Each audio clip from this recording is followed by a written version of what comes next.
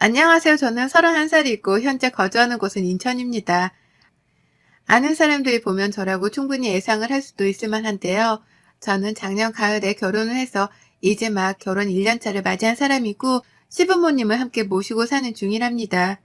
결혼을 하자마자 시부모님 모시고 살았으니 벌써 합가 생활도 1년 차에 접어들었네요. 남편은 저보다 4살 연상이고 저랑 둘 다 근무지가 인천이라 현재 사는 곳에서 부담 없이 출퇴근을 하고 있습니다. 따로 월세를 내야 하는 것도 아니니 경제적인 부담감도 덜 느끼며 사는 중이고요. 하지만 분명 불편하긴 불편한 주거지였어요. 집 명의가 시아버지셨거든요. 집 구하는 게 너무 어렵고 또 다 너무 비싸서 쉽사리 결혼을 하자마자 신혼집을 구할 수가 없었습니다. 남편도 오래도록 고시 공부를 하다 뒤늦게야 다른 취업 자리에 뛰어들어 취직을 하게 된 케이스여서 모아놓은 돈이 없었거든요.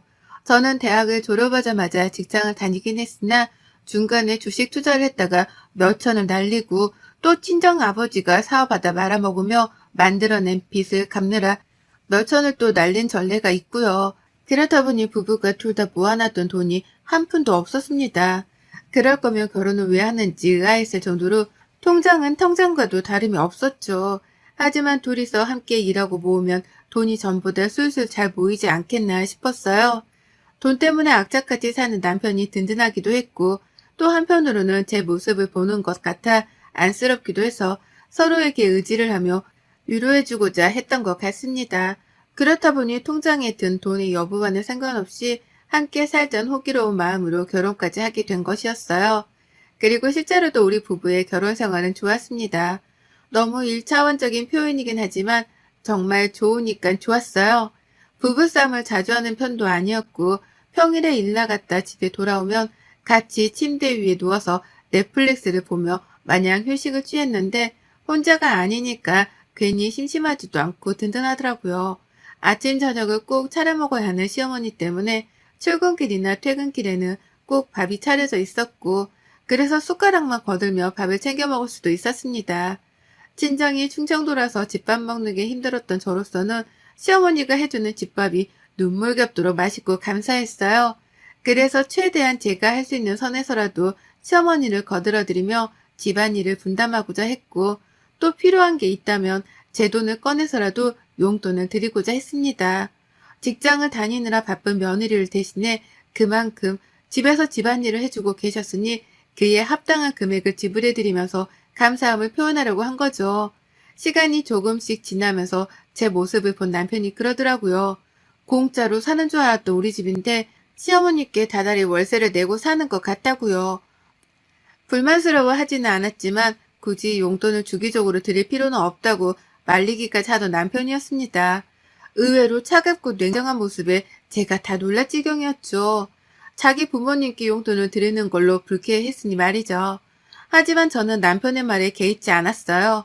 그리고는 얹혀 사는 입장에서 감사함을 표현하자는 마음으로 어머니께 꾸준히 용돈을 드려왔습니다. 그런데 한 4개월 정도가 지나면서였을까요? 이번에 남편이 아닌 시아버지께서 불편해하기 시작하더라고요. 제가 시어머니께 용돈을 드리는 것에 대해서 말입니다. 아버님은 딱히 하는 일도 없으셨고 아직 연금을 받는 나이도 아니었기 때문에 집안에 들어오는 돈이라고는 정말 한 푼도 없었거든요. 그 바람에 어머님이 중간에 파트타임으로 아르바이트를 여러 뛰며 살림을 챙기고 계셨고요.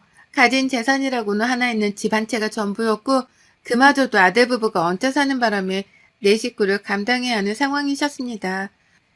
그러니 제가 죄송스러워한 건 당연했고요. 하지만 시아버지는 제가 어머님께만 용돈을 드리고 있다는 걸 아시고선 불같이 화를 내셨어요. 시부모를 두 편으로 갈라내서는 한쪽에만 용돈을 퍼주고 한쪽에다가는 1,000원짜리 한 장도 쥐어주질 않는다며 엄청 섭섭해 하셨죠. 제가 밥을 해주는 게 감사해서 그에 합당한 생활비라도 보태드리자는 마음으로 용돈을 드린 거고 그 돈으로 어머님은 다시 살림을 하는 데 보태 쓰시고 있으니 결국 혜택을 받는 건 시아버지시라며 충분히 설명도 드렸고 오해도 풀려고 했습니다. 노력은 무진장했어요. 하지만 이미 제 행동에 섭섭함을 느꼈던 시아버지는 그 어떤 말도 진지하게 들어주려 하질 않으셨답니다. 그리고 그때부터였어요. 시아버지가 저를 다방 아가씨로 취급하기 시작한 게 말이죠. 제가 사무직이긴 했지만 회사에서 하루 종일 앉아 오는 전화 받고 업무 처리하며 있다 보니 체력적인 소모가 컸습니다. 정신적인 소모도 그에 못지않게 컸고요. 집에 가면 시어머니가 차려주신 따뜻한 밥을 먹으며 배때기라도 불리는 게 나름의 소소한 행복이었고, 그래서 평소처럼 집으로 후딱 퇴근을 했는데요. 아버님이 웬일로 저를 바로 찾으시더라고요. 무슨 일인가 싶어 가보니까 저한테 보온병 하나를 쥐어주시는 겁니다. 거기에다가 믹스커피를 타오라고 말이죠. 처음엔 아무 의심을 안 했어요. 부엌에 나가서 커피를 만들어 오는 게 귀찮으니 미리 보온병 큼지막한 거 하나에다가 믹스커피를 대량으로 타서 아무 때나 드시려는 건가 싶었습니다. 뭐 사람이 귀찮으면 충분히 그럴 수도 있었으니 이해가 갔죠. 그래서 저는 믹스커피를 타라는 대로 탔고 열심히 섞고 맛까지 확인하고는 시아버지께 가져다 드렸어요. 맛 좀 보시라고 하면서 말이죠. 근데 그 순간 아버님이 제게 그러셨어요. 이야, 며느리가 타주니까 확실히 커피 맛이 땡기네. 이 맛에 다방 여자들을 쓰나 보다. 라고 말이죠. 귀가 멍했어요. 그 말을 듣자마자 내가 잘못 들었겠거니 싶어서 정신을 차리려고 애를 썼습니다. 결혼한 지 10년이 된 것도 아니고 20년이 된 것도 아닌데 이제 막 몇 개월을 같이 살며 가족으로서 적응해 나가고 있는 며느리에게 다방 여자를 운운하다니요. 그것만으로도 소름이 끼칠 정도로 추악스럽고 껄끄러움에 화가 밀려왔는데 더 웃긴 건 그 다음에 보인 아버님의 태도였어요. 커피를 무슨 막걸리 비우는 것 마냥 몇 컵을 비우더니 저한테 앞으로는 커피 타주는 걸 담당하라고 일임까지 해주셨답니다. 집안에서 자기 커피는 무조건 며느리가 타는 거라며 밖에 있는 시어머니께도 들으라는 식으로 큰 소리로 말씀을 하셨고요. 시아버지는 어디서 준비를 해오신 건지 한 브랜드의 인스턴트 커피 스틱이 들어가 있는 대량 박스 하나를 저에게 건네주기까지 하셨어요. 부엌에다가 저 편한 곳에 놓아두고 자기가 커피를 찾을 때마다 타오라고 하면서 말이죠. 시어머니는 멀뚱거리면서 그 사태를 지켜보고 계셨으나 별 말씀은 없으셨고 뒤늦게 퇴근을 한 남편에게 말을 하니 그제서야 남편이 저만큼 화를 내주더라고요. 저를 무슨 다방 아가씨 취급을 한 거냐면서 당장이라도 시아버지께 달려나가 화를 낼 작정으로 씩씩거렸죠. 하지만 그날만큼은 일단 제가 잘 달랬습니다. 저조차 이렇게 기분이 나쁜데 이 상태로 시아버지랑 싸움이라도 붙었다간 당장이라도 이 집에서 쫓겨날까 싶어 겁이 났거든요. 얹혀 사는 입장에서 우리가 참아내야 할 일이라고 생각을 하고는 조금 더 상황을 지켜보기로 했어요. 얼마나 저를 다방 여자 취급하는지에 대해서 정말로 며느리한테 매일매일 커피를 타달라고 할지에 대해서 지켜보기로 한 것이었죠. 제가 용돈을 주지 않는다는 이유 때문에 복수라도 하는 건지에 대해서 파악을 할 필요도 있었고요. 하지만 아버님은 저를 실망시키지 않았답니다. 그날부터 아버님은 제가 퇴근하기만을 목 빠져라 기다리셨어요. 출근할 적에는 퍼질러 잠을 자야 한다면서 나가는 저를 쳐다도 안 보던 아버님이셨는데요. 낮에 일어나 하루 종일 할 일 없이 주변 지인들을 만나러 집 밖으로 나가다가 제가 그립기라도 하셨는지 퇴근 시간이 되면 아버님이 문을 열어주던 때도 수두룩했습니다. 그리곤 첫말이 꼭 커피 타와라 얼른 라는 말이었죠. 퇴근할 때까지 내내 기다렸으니 조금의 지체도 하면 안 된다는 표정으로 어찌나 커피를 타고 있는 제 뒤통수를 뚫어져라 쳐다보던지요. 한 번은 저희 남편이 퇴근하고 왔다가 그 꼴을 보고는 까무러치며 아빠 뭐해? 라며 소리를 쳤는데 시아버지는 미동 하나 없이 저를 보면서 커피 타주는 거 구경하잖아 라고 하셨답니다. 남편은 그게 또 기분이 나쁘다며 왜 그걸 이 사람이 타는데 아빠가 타도 되잖아 라고 받아쳤지만 시아버지의 대답은 아주 평온했죠. 아니 내가 구경하겠다는데 네가 왜 호들갑인지 모르겠다. 내가 아무것도 안 하고 구경만 하겠다는데도 라고 하며 잠자고 계시다가 제가 끝내 다 만든 커피가 든 보온병을 챙기고는 혼자 방 안으로 들어가 버리셨어요. 그러다 커피를 다 마시면 또 방 안에서 며느라 나 커피 좀 타줘라 라고 하면서 당당하게 절 부르셨고 저는 욱할 때가 있었지만 그냥 타드렸습니다. 커피 하나 타드리는 게 뭐 어려운 일도 아니었고 자신도 용돈을 달라며 시위를 하시는 것만 같았기 때문에 끝까지 용돈을 드릴 마음이 없다는 의사를 밝히고 싶기도 했어요. 그래서 더 끝끝내 커피를 잘만 타드리면서 저도 제가 할 수 있는 최선을 다했습니다. 다만 기분이 매번 더러운 건 어쩔 수 없더라고요. 당당하게 저를 부르며 커피를 타오라고 하시는데 이게 한두 번도 아니고 매일 아주 매일매일 타달라 부려먹고 다방 아가씨를 부르듯이 시키니까 너무 힘들었어요. 어쩔 땐 이거는 시아버지가 주는 팁 이라고 하시면서 자신이 드시던 알록달록한 색깔의 알사탕을 턱하고 건네기까지 하셨는데요. 아유, 그걸 받고 있자니 속에서 천불이 다 끓더라고요. 나를 정말 동네 다방 아가씨로 보는 건가 싶어 말이죠. 이 짓을 몇 개월에 걸쳐, 아니 결혼한 지 벌써 1년이 되었는데도 멈추지를 않으셨습니다. 아버님도 이제는 제가 타주는 커피가 너무 맛있고 편해서 좋으신 건지 밖에서 하나도 사드시려 하질 않으셨어요. 물론 그럴 만한 돈도 없으신 분이셨으나 일단 제가 타주는 커피에 중독이 되셔서는 다른 집 커피는 쳐다도 안 보셨답니다. 명절에 친인척들 모인 자리에서조차 나는 우리 며느리가 타준 커피가 최고지. 너 얼른 커피 좀 타봐. 라고 하면서 저를 불러 커피를 타오게 하셨고요. 제가 이번에도 보온병에 담아오자 그걸 저한테 다시 안겨주시더니만 이렇게 말씀하셨어요. 저기 저 끝에서부터 여기까지 네가 직접 컵에다가 커피를 따라드려. 라고요. 한순간에 다방 직원으로 빙의가 되어버린 저였답니다. 한 분 한 분 가뜩이나 결혼초라서 어려워 죽겠었는데 커피까지 타드리면서 고개를 숙이는데 정말 제 자존심에 스크래치까지 나는 듯한 더러운 심정을 느꼈어요. 시아버지가 참 간사하셨던 게요. 남편이 이런 모습에 화를 내는 걸 알고 나서부터는 은근히 남편이 없을 때에만 제게 더 적극적으로 커피를 타오라 시키셨답니다. 남편이 옆에 있으면 커피에 컷자도 꺼내질 않으면서 말이죠.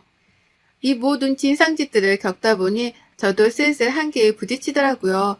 그 와중에 시어머니는 제가 시아버지랑 짜고 치며 친하게 지내는 줄로 오해를 하셔서는 밥을 더 이상 차려주지 않기까지 하셨답니다. 저는 이렇게나 스트레스를 받으며 힘들어하는데 시어머니는 제가 시아버지랑 즐거운 농담 따먹기라도 하는 줄로 아시고는 괘씸하다며 무시하기 시작하신 거예요. 출근길에 밥은커녕 혼자 남편을 불러내서 남편 밥만 식탁 위에 내려놓으셨고 퇴근하고 나서도 보란듯이 제 밥그릇은 보이질 않았답니다. 그러니 남편도 그때부턴 저를 의심하더라고요. 시어머니까지 며느리한테 차갑게 대하시는 걸 보면 제가 시아버지한테 행동거지를 똑바로 못해서 그런 게 아니냐고 하며 말이죠.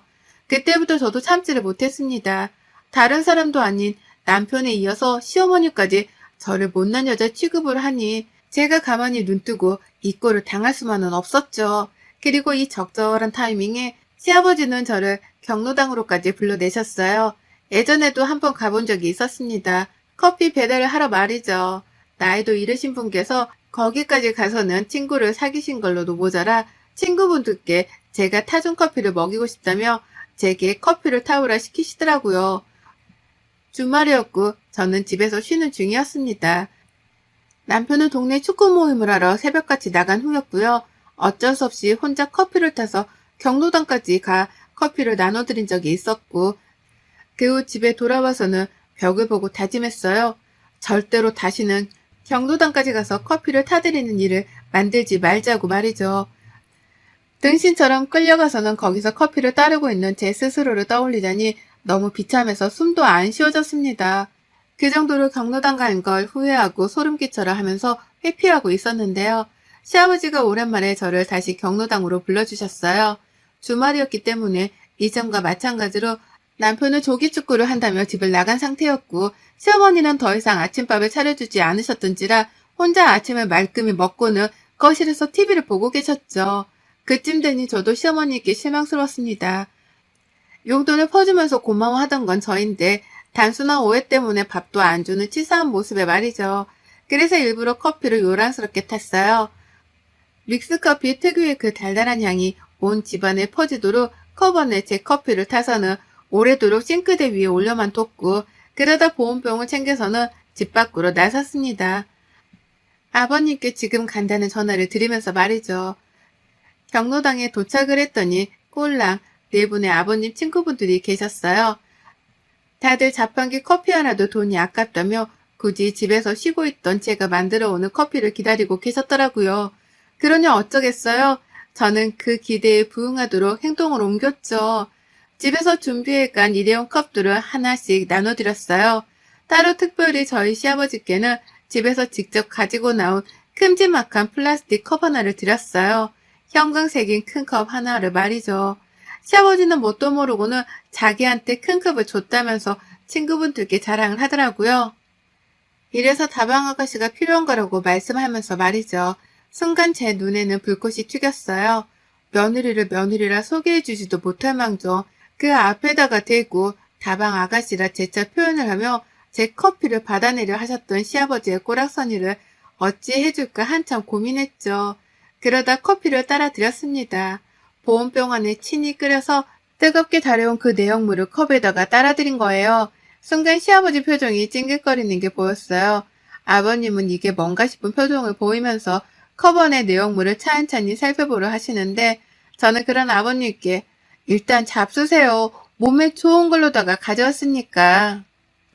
라며 재촉을 했습니다. 그러니 시아버지께서는 제가 무슨 보약이라도 가져온 줄을 아셨는지 냄새가 구수하네 라고 하면서 벌컥벌컥 마셨어요. 그러다 대형 사고가 터졌습니다. 동시다발적으로 터졌어요. 시아버지가 벌컥 컵은 내용물을 마시는 그 순간 껄끄러운 냄새에 궁금해하던 다른 친구분들까지 별 의심 없이 컵을 들이마셨고요. 다들 나이대가 있으셔서 그런지 커피를 무슨 막걸리 마시듯이 쭉 들이마시더라고요. 그러다 동시에 으 라는 비명과 신음을 섞어가며 각자의 위치에서 입안 내용물을 뱉어내버리고 말았습니다. 난리통과도 다름이 없었어요. 그 중에서 유일하게 웃고 있는 건 저 하나였고요. 제가 실은 커피를 들고 온 것도 아니고 몸에 좋은 걸 들고 온 것도 아니었습니다. 완전히 다른 걸 들고 왔어요. 커피 내용물에다가 팔팔 끓인 카나리 액젓을 넣고 거기다 또 물을 타고 소금을 듬뿍 넣어 사람이 도저히 먹을 수 없을 만한 개떡 같은 음료를 만들어 왔답니다. 여러분들은 맛이 감히 상상이 가시나요? 아마 만들어 보지 못했다면 절대 누구도 모를 거예요. 이 향이며 맛이 얼마나 사람의 식욕을 감퇴시키고 구역질을 유발하는지 말이죠. 시아버지는 내용물을 뱉어가면서 독약을 타온 거야? 라고 물으셨어요. 진심으로 다급하게 말이죠. 그동안 며느리를 구박한 죄로 며느리가 복수를 하기로 다짐을 했다 싶으셨던지 그게 정말 독약이라고 해도 믿을 듯이 겁에 질려 물어보시더라고요. 그래서 전 대답했습니다. 아이고, 가족들한테 더 늦기 전에 얼른 안부 연락이라도 하세요. 라고요. 딱 이 말만 했을 뿐인데 정말로 두 분이 핸드폰을 꺼내 집에다가 전화를 하셨어요. 시아버지는 아이고 나 죽네 라며 경로당 바닥에 등딱지를 붙이고 누워 심호흡을 거치게 쉬셨고 전 그제서야 잠깐 뜸을 들이다가 말씀드렸습니다. 까나리에 믹스커피 타온 거 가지고 오도방정을 떠네 라고 말이에요. 그러자 시아버지가 바로 누운 채로 저를 올려다 보더라고요. 방금 들은 게 사실인가 싶어서 몇 초 동안 저를 쳐다보다가 뒤늦게 자리에서 일어나 자신의 몸을 살폈습니다.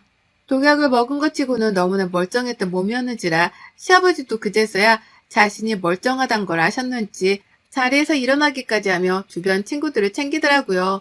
정신 차리라고 하면서 친구분들의 머리통을 한 대씩 쥐어박으셨죠.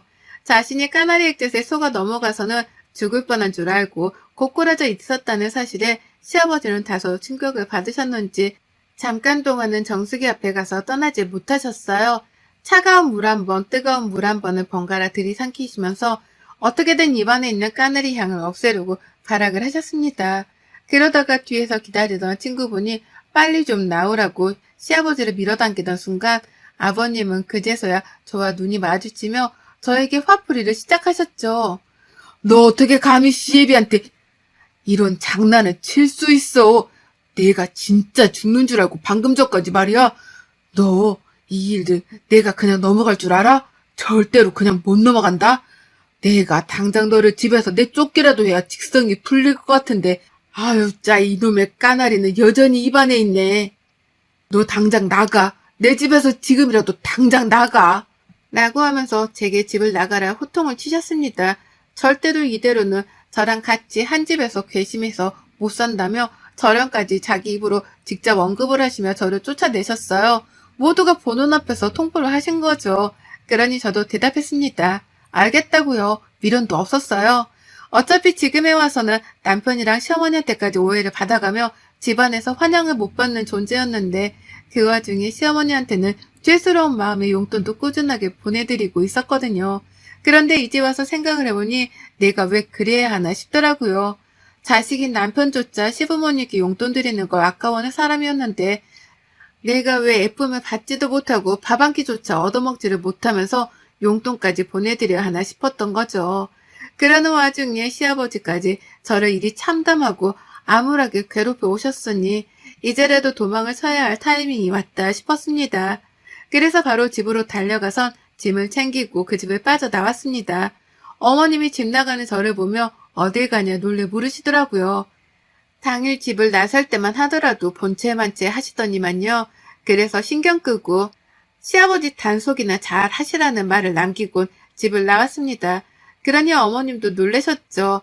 시아버지가 며느리한테 뭔 짓이라도 하셨나 싶으셨던지 바로 집을 뛰쳐나와 저를 붙잡으며 물으시더라고요. 저 괜찮냐고요. 근데요, 시어머니하고는 별로 말을 섞고 싶지 않았습니다. 시아버지가 절 다방여자 취급하시는 동안 어머님은 오히려 절 오해하며 방관하셨으니까요. 그렇게 저는 직장 안에 있는 숙직실에 와서 지내고 있답니다. 곧 직장을 그만두고 친정으로 내려갈 요량으로 사직 통보도 해놓은 상태고요. 남편은 제가 어디로 갔나 싶어서 이미 친정같이 쫓아가서는 저를 찾았나 본데 저희 부모님은 제가 부탁한 대로 제가 친구 집에서 지내고 있단 말을 해가며 저의 행방을 비밀로 해주셨어요. 그러니 남편은 진짜 제가 어디로 도망을 간 줄 알고는 매일같이 연락을 해오며 행방을 찾고 있고요. 회사까지 쫓아왔었는데 다들 사적인 일에는 관심이 없다는 듯 제가 어디로 간지 모른다고만 대답을 했다고 합니다. 그 덕에 남편이 진짜로 미쳐 돌아서는 그제서야 저한테 음성통화까지 남기며 집으로 와달라 빌기 시작했네요. 당신 아버지가 저지른 잘못에 대해서 진심으로 사과를 하고 싶다고 하면서 말이죠. 시어머니는 시어머니대로 이대로 쥐꼬리만큼이라도 받고 있던 용돈이 끊길까 싶으셨는지 집밥을 먹으러 오라는 말씀을 해가며 절 부르시는데 전 미련 없이 이혼도장을 찍고 친정에 내려가 휴식기를 가져보려 합니다. 저의 독한 마음을 눈치챈 건지 남편은 집에 있던 커피 믹스를 다 버렸다고 사진까지 인증샷을 남겨서 보내왔네요.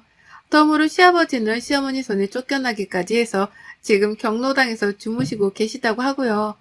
나름 화목하게 잘 사는 집으로 보였는데 한순간에 개차반이 되어버리고야 말았습니다. 그리고 전 제 손으로 이 가정을 이렇게 뒤집어 놓은 걸 흐뭇해하며 시아버지가 안 계시다 하더라도 그 집에는 절대로 안 들어가겠다고 되려 다짐을 했어요. 안 그럼 평생 그 집에서 빌붙고 사느라 독립도 못하고 살 것 같아서 말이죠. 독하게 마음을 먹고 나니 생각보다 지금 처한 상황이 그리 두렵지만은 않습니다. 오히려 눈치 보며 지내던 시댁살이보다 조금 불편하더라도 아늑한 숙직실이 제게는 집이네요. 얼른 친정 갈 날만 꼽으며 그 사이 남편이랑은 관계 정리부터 확실히 해보려 합니다. 시아버지가 쑤어 올린 작은 공의 여파가 이리도 크네요. 앞으로 아버님은 남은 세월 동안 마누라랑 자식 눈치를 보며 어찌 사실란가 모르겠네요. 여러분의 생각은 댓글로 남겨주세요. 오늘도 시청해 주셔서 정말 감사합니다.